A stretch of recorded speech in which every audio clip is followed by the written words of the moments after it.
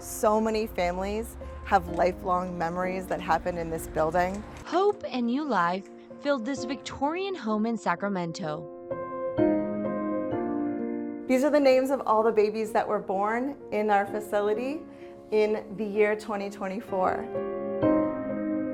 Bethany Sasaki opened Midtown Nurse Midwives in 2019. There's a real bed. It's not a bed that has stirrups on it. Her love, time, and more than $200,000 went into trying to get the birth center license to expand women's access to midwifery care at a time when California faces a maternity care crisis. Of the building that used to be a basement. We have hospitals closing all over the state. We have entire counties that have no obstetrical care. We have women driving up to 2 hours to deliver a baby.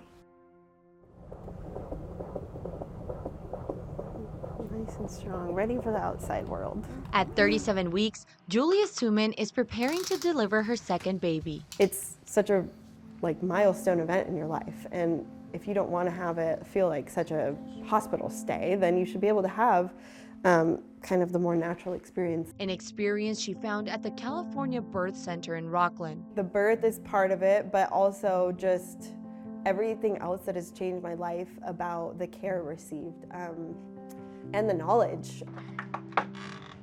But it's becoming harder to find midwifery care as birth centers struggle to stay open. And as you can see, Marcus was our very last baby to be born here on December 21st. After delivering more than 500 babies, Midtown Nurse Midwives closed in December. It feels like we somehow failed, like the business failed, but we didn't. The business succeeded. The system failed us. State regulators denied Sasaki's center its license due to the size of the heating system. She blames the closure on the outdated building codes. The way that they're written are written so that licensed birth centers have to be built the same as a hospital and meet a lot of the requirements that hospitals have. Over the last decade, the number of licensed birth centers in the state dropped from 12 to 5.